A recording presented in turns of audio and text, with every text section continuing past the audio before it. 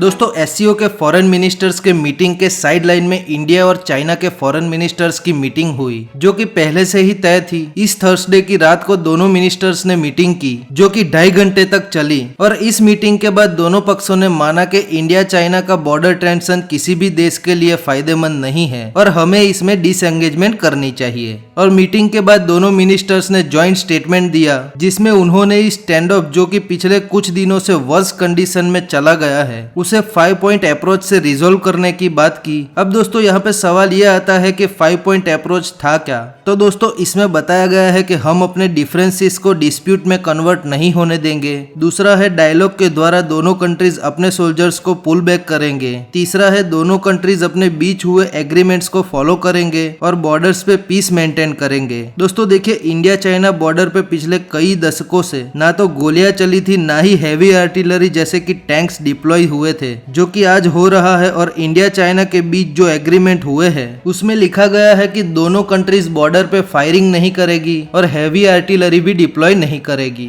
चौथा है कि दोनों साइड स्पेशल रिप्रेजेंटेटिव मैकेनिज्म के द्वारा बातचीत चालू रखेंगे। और पांचवा है कि जैसे ही सिचुएशन इंप्रूव होगी हम डेवलप करेंगे एक नया मैकेनिज्म बॉर्डर पे पीस मेंटेन करने के लिए। अब दोस्तों देखिए, इस सब पॉइंट से हमें एक बात समझ में आती है कि हो सकता है कि अभी बॉर्डर्स पे गोलियां चलना बंद हो जाए और दोनों साइड अपने टैंक्स और जो भी दूसरी हैवी डिप्लॉयमेंट है उसे वापस हटा ले। लेकिन दोस्तों इस मीटिंग में भी प्रॉपर डिसएंगेजमेंट हो ऐसी कोई भी बात नहीं हुई, ना ही ग्राउंड पे इस मीटिंग के बाद कोई डिसएंगेजमेंट देखने को मिली। आखिर घुमा फिरा के इस मीटिंग में वही बात हुई है कि आर्मी के लेवल पे बातचीत होती है, उसी के द्वारा डिसएंगेजमेंट की जाएगी। और हम सब जानते हैं कि वो टॉक्स तो पिछले 4 महीने से चल ही रही है। लेकिन दोस्तों एक बात है, पिछले कुछ दिनों में जो इंडिया ने कुछ एक्शंस लिए हैं, जैसे कि ब्लैक टॉप हिल को कैप्चर करना और फिंगर 4 के पास एक स्ट्रेटेजिक लोकेशन को कैप्चर करना, उससे अब इंडिया के पास नेगोशिएट करने के लिए कुछ पॉइंट्स है। दोस्तों देखिए, ये जो टॉक्स होती है डिसएंगेजमेंट्स के लिए, उसमें यही बात होती है कि आप ये करोगे तो हम ये करेंगे। और अब तक इंडिया के पास कोई ऐसा स्ट्रेटेजिक लोकेशन नहीं था जिसके थ्रू इंडिया नेगोशिएट करे। इसलिए इंडिया एक ही बात कहता था कि हमें अप्रैल के पहले जैसा स्टेटस चाहिए। और चाइना को इससे कुछ फायदा नहीं था, क्योंकि चाइना के पास कुछ स्ट्रेटेजिक लोकेशंस कैप्चर किए हुए थे और वो हमेशा उसके बदले में इंडिया से कुछ चाहता था। इसीलिए अब इंडिया के पास भी कुछ स्ट्रेटेजिक लोकेशंस है जिससे वो अच्छा नेगोशिएट कर सकता है। और दोस्तों मुझे पर्सनली लगता है कि अभी भी आने वाले कुछ हफ्तों तक डिसएंगेजमेंट नहीं होने वाली है, क्योंकि अगर आप चाइना के मुखपत्र ग्लोबल टाइम्स के चीफ एडिटर के बयान इस मीटिंग के बाद भी देखो तो